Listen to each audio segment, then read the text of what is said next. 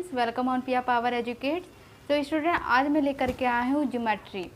जितने भी आईटी के स्टूडेंट हैं उनके उसमें ज्योमेट्री बहुत ज़्यादा कंपलसरी होती है और ज्योमेट्री इन द सेंस बहुत ज़्यादा टफेस्ट सब्जेक्ट है, क्योंकि इसके जो ग्राफ बनते हैं स्टूडेंट उसमें बहुत ज़्यादा कंफ्यूज होते हैं। बट यहाँ पे मैं स्मार्ट ट्रिक के थ्रू आपको ज्योमेट्री बताने वाली हूँ, जिसमें आईटी जी के अंदर कोई भी ज्योमेट्री का क्वेश्चन आएगा तो आप उसे ईजिली सॉल्व कर सकते हैं, और वो भी बहुत ही कम लाइन में से सॉल्व करना होगा। तो स्टूडेंट स्टार्ट करते हैं ज्योमेट्री का फर्स्ट क्वेश्चन। जो ज्योमेट्री का आपका फर्स्ट क्वेश्चन दिया गया है, इस क्वेश्चन में बताया गया आपको, जैसे स्टूडेंट आपको क्वेश्चन नंबर फर्स्ट दिया गया आपको, let P Q R be the right angle आइसोस्केल triangle right angle at a P 2.1 if the equation of the line Q R is 2x plus y is equal to 3, then the equation representing the pair of line PQ and PR is। बताइए इसमें कि आपको ये triangle बनाना है। जैसे आपको यहाँ पे ट्रायंगल बना दिया गया, जिसमें ए पॉइंट आपको P दे दिया गया, एक Q और एक R दे दिया गया। अब P के अकॉर्डिंग देखें तो ये भी, अगर इस तरीके से देखें तो ये भी राइट एंगल के अकॉर्डिंग हमारा 45 डिग्री का लग रहा है। अगर PR के अकॉर्डिंग देखें तो हमारा क्या लग रहा है, ये भी 45 डिग्री के अकॉर्डिंग लग रहा है। और यहाँ पर आपको दिया गया क्वेश्चन में कि वो जो राइट एंगल है उसका जो पॉइंट है वो पॉइंट है आपका 1 और 2 में। तो आपका 1 और 2 क्या होगा, यहाँ पर होगा 1, ये हो जाएगा 2, और आपको लाइन क्या दी गई है, लाइन दी गई है आपको 2x plus y। तो अब यहाँ पे इस क्वेश्चन को सॉल्व कैसे करना है, इक्वल टू 3 आपको ये दी गई है। अब आपसे पूछा ये गया है कि जो PQ और PR की जो लाइन है उसकी पेयर ऑफ इक्वेशन क्या हो सकती है। अब आप इसको कैसे सॉल्व करेंगे, तो स्टूडेंट यहाँ पर आपको सॉल्व बिल्कुल एक ट्रिक के हिसाब से करना है। सबसे पहले आपको देखना है कि आपकी स्लोप बन रही है। अब स्लोप आपकी क्या है, अगर जैसे ये इस तरीके से, अभी ये राइट एंगल में, अगर इसे मैं थोड़ा सा लेफ्ट एंगल में कर दूँ तो ये आपकी ये जो होगी ये लाइन बन जाएगी और ये हमारा स्लोप में बन जाएगा, ये हमारी स्लोप बन जाएगी।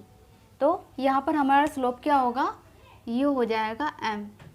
तो यहाँ पर आप लिख दीजिए slope of angle equal to कितना हो गया, m।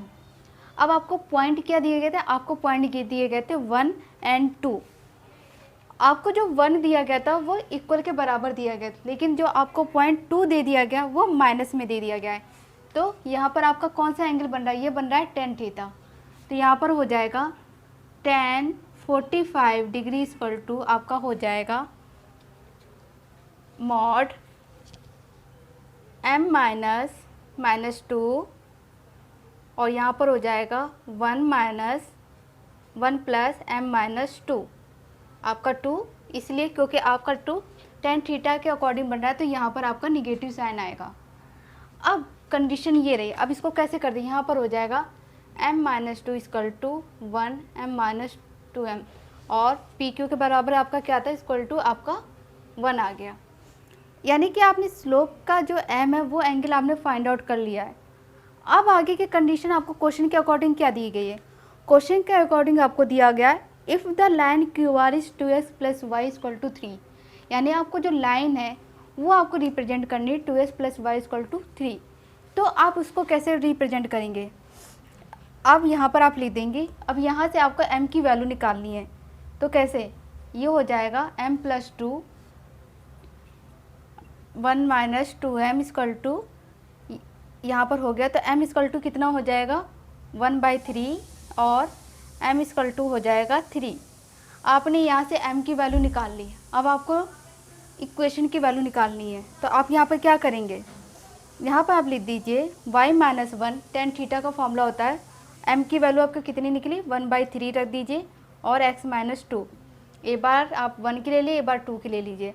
अब यहाँ से आप कर दीजिए, इसको सिंप्लीफाई कर दीजिए, तो यहाँ पर आपका आ जाएगा 3y माइनस का 3 equal to x minus 2 equal to x minus 3y और माइनस का 5। अब इसको लिखने का तरीका, क्योंकि हमें सबसे पहले x का उसमें लाना है, तो यहाँ पर हम x कर देंगे। अगर यहाँ पर x था, अब अगर हम 3 को लेंगे, यहाँ पर हमने लिया था 1/3, अगर हम 3 लेते हैं तब हमारी इक्वेशन बनती है जाकर 3x माइनस का y माइनस का 5 इक्वल टू 0।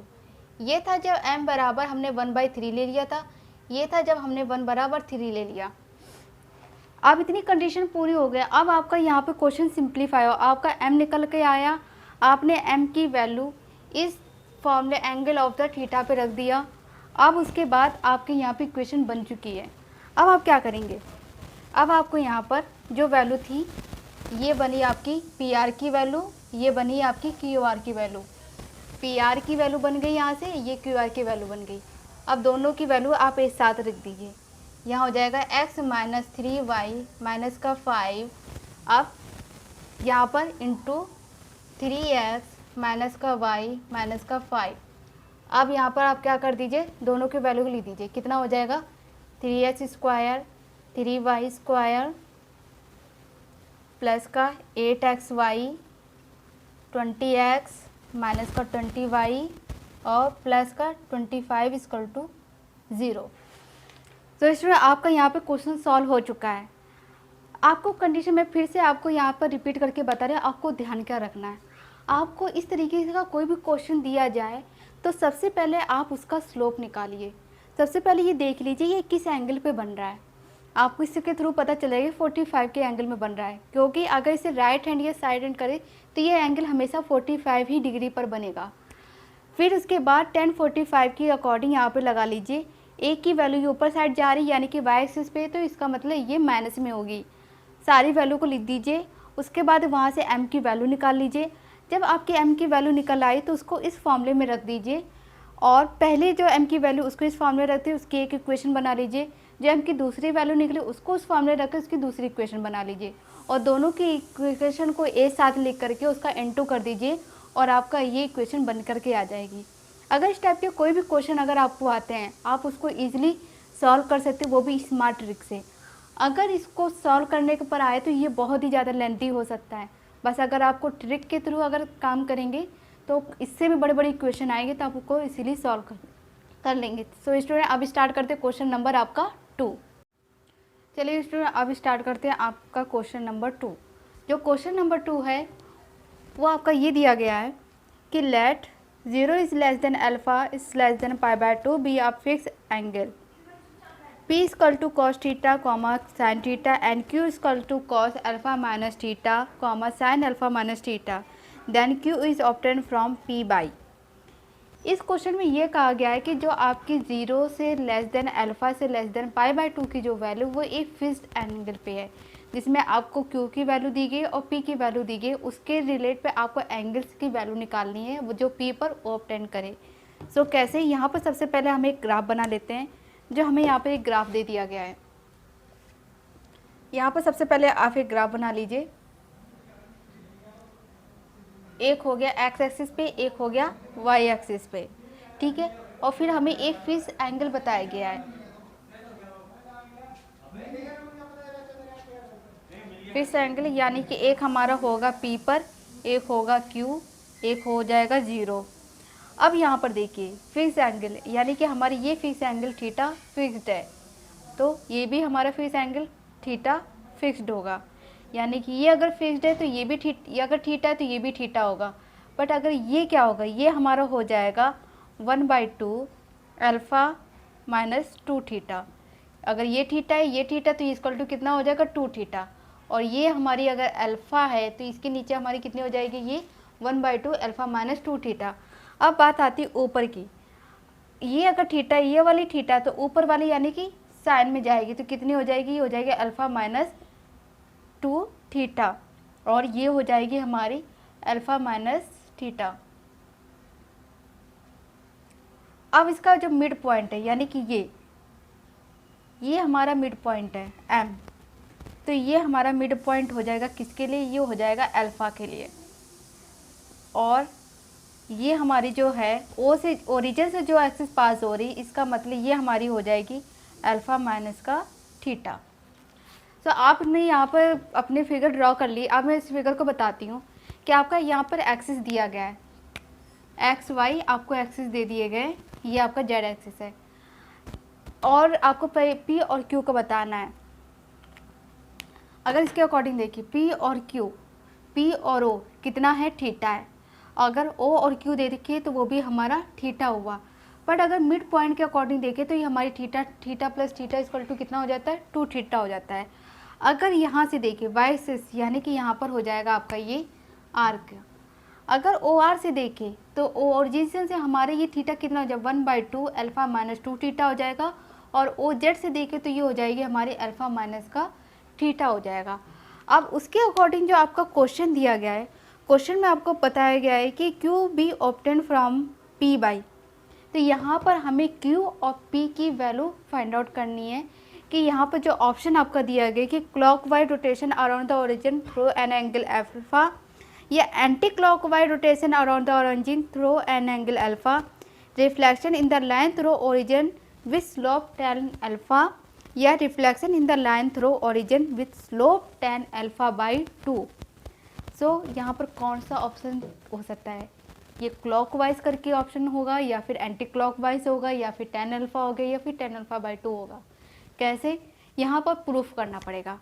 तो यहाँ पर सबसे पहले क्या करेंगे हम, सबसे पहले देख लीजिए यहाँ पर आपको दिया गया OP और OQ, तो लिख दीजिए OP इक्वल टू OQ बराबर कितने, दोनों चीज़ें अगर OP 1 होगा तो OQ यहाँ पे थीटा थीटा है, थीटा का मतलब क्या हो जाएगा 1, तो ये भी हमारा 1 होगा।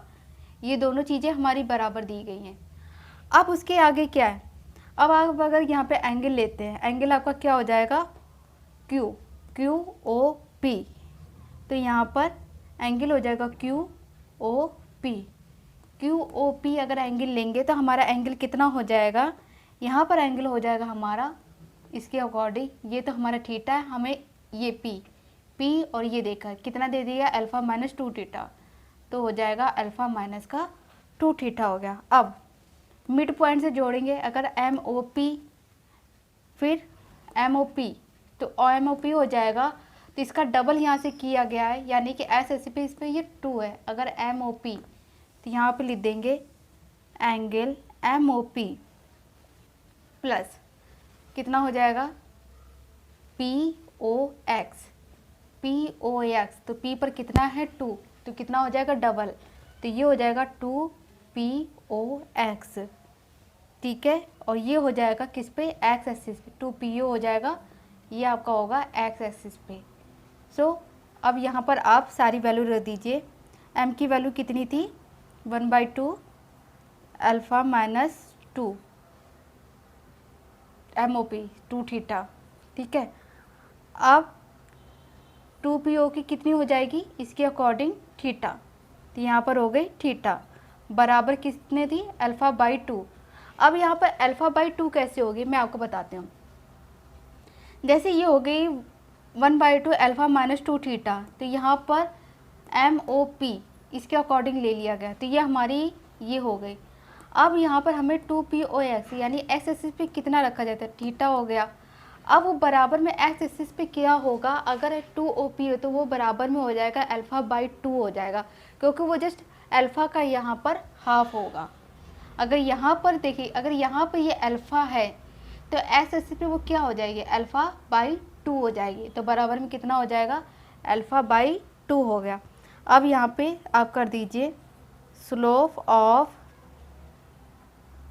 M is, slope of M is, अगर इसके अकॉर्डिंग देखें O,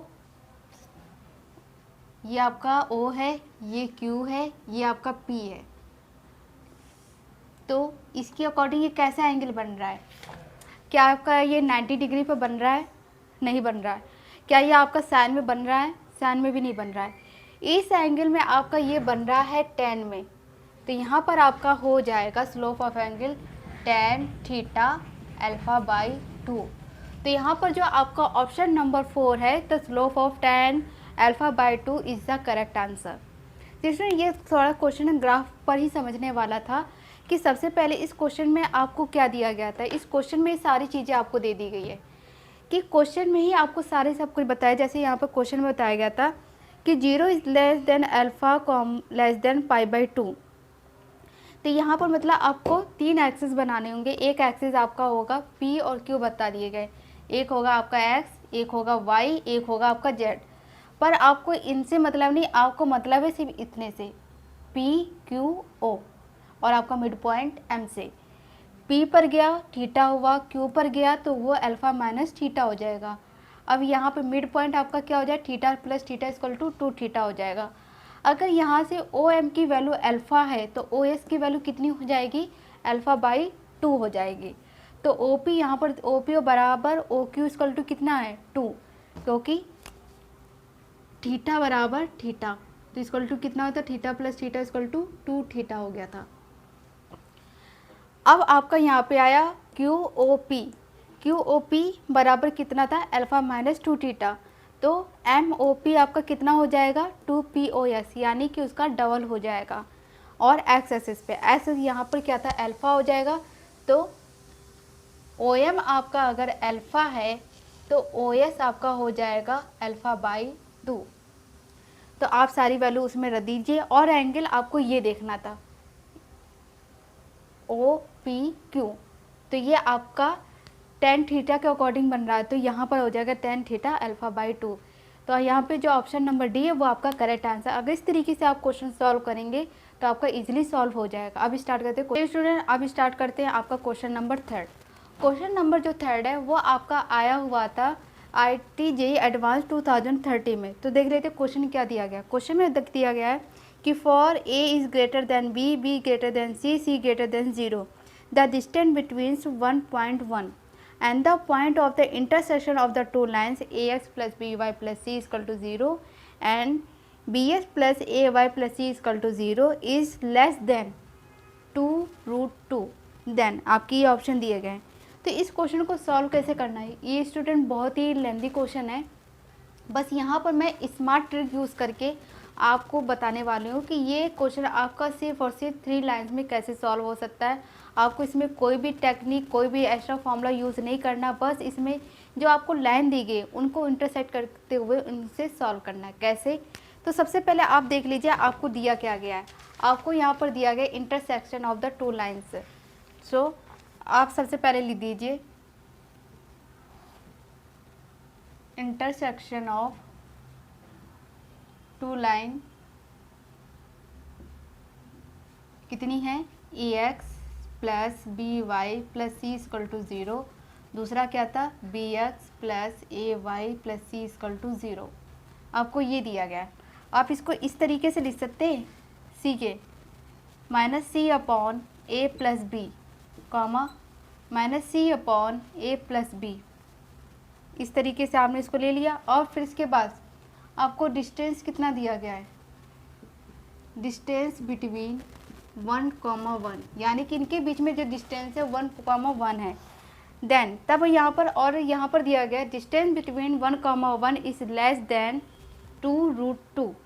तो ये सारी वैल्यू आप फिर से लिख दीजिए यहाँ पर, माइनस का c upon a plus b comma minus का c upon a plus b is less than 2 root 2। अब आगे क्या करना, अब आगे यहाँ पर आप इस 2 को यहाँ पर ले आइए और 1 प्लस सी, ए सी को कॉमन कर दीजिए, 1 प्लस ए प्लस बी का whole square is less than 0। तो यहाँ पर हो जाएगा आपका 1 plus C A plus B root 0। तो यहाँ पर इसको रखेंगे कैसा हो जाएगा, ए प्लस बी प्लस यहाँ पर हो जाएगा आपका प्लस का c इज ग्रेटर देन 0। तो स्टूडेंट आपके जो ऑप्शन दिए गए थे, आपका ऑप्शन यहाँ पर दिया गया था कि a प्लस बी, सॉरी यहाँ पर आपका माइनस होगा, हाँ, a प्लस बी माइनस का c is less than 0 is the correct answer. आप अगर इस तरीके से क्वेश्चन सॉल्व करेंगे आपका क्वेश्चन सॉल्व होगा। कि सबसे पहले आपको क्या देखना है कि जब भी आपको 2 इंटरसेक्शन लाइन दी गई हो तो उसमें जो सी है, सी को आप ले करके उनके बराबर में कर दीजिए। फिर इसका जो डिस्टेंस बिटवीन जो आपको पॉइंट दिए गए हैं उसका जो लेस देन दिया उन पॉइंट को कंपैरिजन कर दीजिए और उसके वैल्यू को आगे करके उसको सॉल्व कीजिए और उसके थ्रू आपका आंसर निकल करके आ जाए। ये स्मार्ट ट्रिक है इस क्वेश्चन को सॉल्व करने की।